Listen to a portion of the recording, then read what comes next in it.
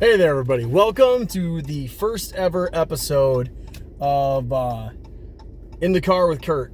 From CKO, I'm Kurt Schmidt. I will be your host for this little adventure. First off, since this is the first episode, I'd like to say we're still kind of getting things together, so this camera angle is going to be a little weird. Now, I was hoping for something a little more up here, but we're working with it, so just bear with me on this.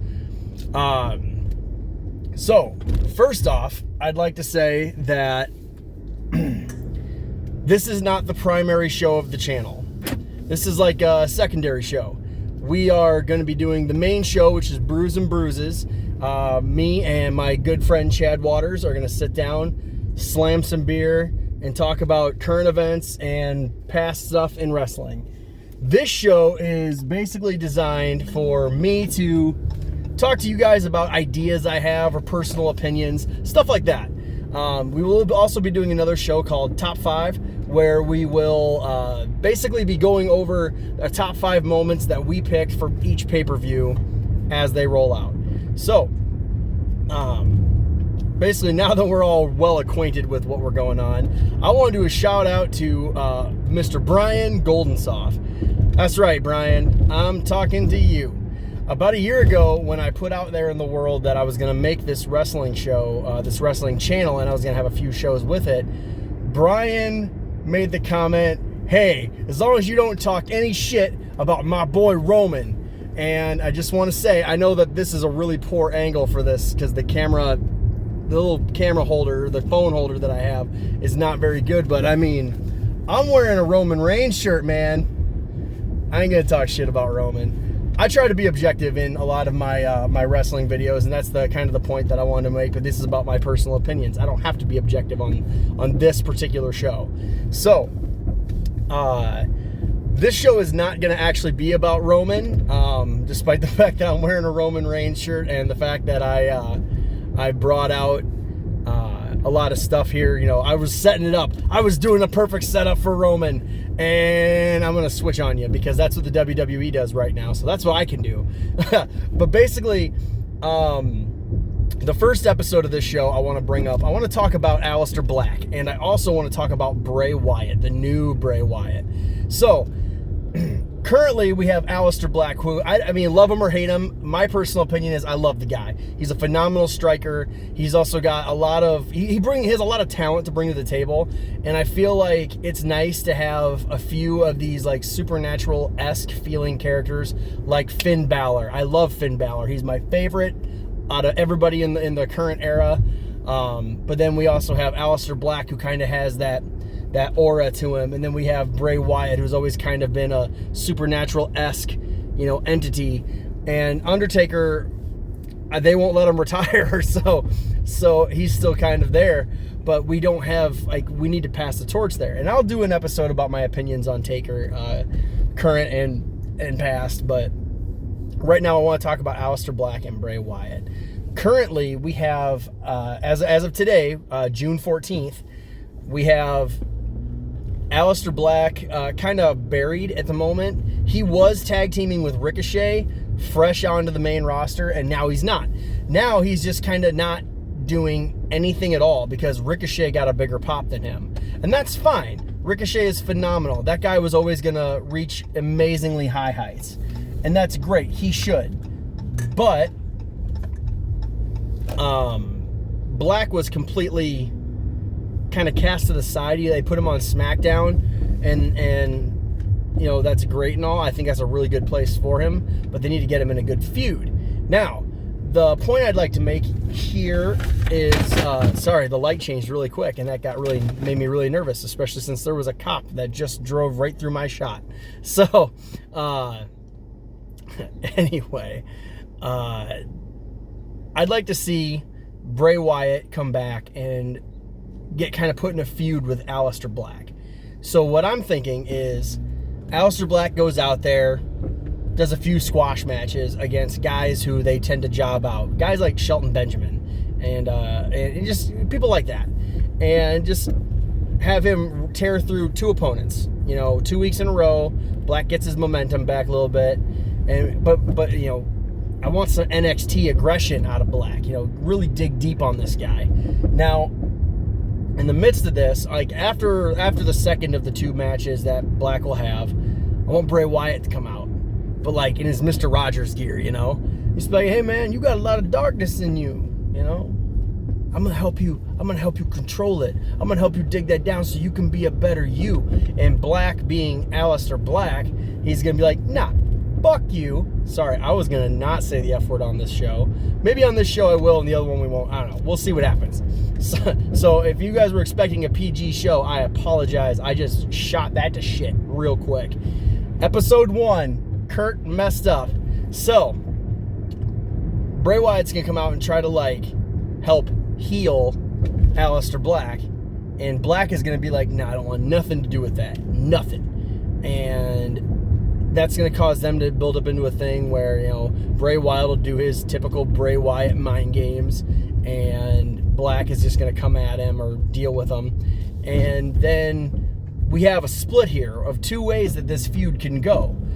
One, you know, let's say Bray Wyatt beats, like, I mean, obviously their match, he's not going to be in the Mr. Rogers gear. If he wants to do a couple run-ins, you know, doing that, or run-outs, rather, and as the Mr. Rogers thing, that's fine. But, like, we want the new sadistic, you know, Slipknot-looking clown Bray Wyatt match with Aleister Black. And honestly, if they were to do this right now, SummerSlam would be the stage to set this up on. So start setting it up now. SummerSlam is when the big match happens. But we have Aleister Black versus Bray Wyatt, and it's just going to be a hell of a match. Hell of a match. And I feel like those two could really do something together in the ring. I feel like they got a lot of potential. But what I really want to see here is 1 of 2 things could happen that I would really like. Either A, Bray Wyatt wins and somehow gets Black into like this brainwashed sense, you know, almost like a remaking of the Wyatt family sort of thing, but it's not. It's gonna be something new. It's gonna be whatever they want to call it, but Black would kind of be brainwashed into joining Bray Wyatt after being beaten by him, something like that. I mean, obviously run with it. I'm using the term brainwashed very loosely, but I think you guys kind of get what I'm saying. From there, you know, there's a million ways you could go with it. I mean, run crazy with that idea. Now there's the other side, the other path, where Black beats Bray Wyatt, and either A, you continue this feud for a little bit, or it's done right there. Kill it off. Black beat Bray Wyatt. It's done. And from there, you got to skyrocket these guys. You got to make Bray Wyatt seem like he's a threatening presence, because he has been underutilized for years in the WWE. They've used him as a main bad guy, but like they only ever put 1 title on him, and it was a short title run. He won Elimination Chamber in, I think, 2017 to get the WWE title during the whole him and Randy Orton feud, which a lot of people talk shit about that. I loved that feud. I hated the way it ended. That House of Horrors bullshit was really stupid, but if they would have just ended it at Mania and called it good, like Randy beat him, fine. Bray Wyatt, tuck tail, run away. That would have been fine. End it with the Mania. And Randy Orton being champion, I love that, because they don't do enough with him anymore. They usually just use him to put other people over. And I'll talk about Randy Orton another day. But as of right now, the way I look at it, Bray Wyatt has always been a phenomenal performer. He plays his role very well, and he's got in-ring talent. He's aggressive, but he's a big guy, but he's got a little agility to him. So, you know, there's room for him to become a lot more than they're letting him be. And I'd love to see that happen. And as far as Aleister Black goes, phenomenal striker, phenomenal performer. He's very intense, and I like that. And I feel like the two of them, since Bray Wyatt's kind of getting this semi-rebranding and Black's still kind of in the up and up, I feel like this would be a really good opportunity for them to really just make these two collide and see what kind of show we can bring. But I feel like the two of them would rise to the occasion, and it would be something that the fans would really could get into. I know I would love it, as long as it's performed properly. Now, I will say, when this last run with Dean Ambrose, Jon Moxley, the this last run with Dean Ambrose as a heel, him and Seth, I thought this was going to be really good. I was hoping for like a flip coin of like, what we had, a few years back when Dean and Seth would go at it. Those were good matches, but that was a different Dean, a different Jon Moxley. And I'm not sure how many of you guys have listened to, Talk is Jericho, but I definitely listened to the interview with Jon Moxley, and all I could think about is like, man, that makes, like, now hearing how Dean Ambrose felt the entire time since he came back from injury, and even a little bit before that, even, like feeling or hearing how he felt and all that, it now, like, the reason why this should have been a really good feud and it was just trash, it all makes more sense now. Like, everything just makes more sense, because I was like, this is going to be a really good feud, and then it was kind of boring. And I'm sure if you guys have watched it, if you're wrestling fans, and I assume that if you're watching this, you're wrestling fans, but it was not a good feud at all. I mean, it was very gimmicky. It seemed very lost in translation. It was all over the place.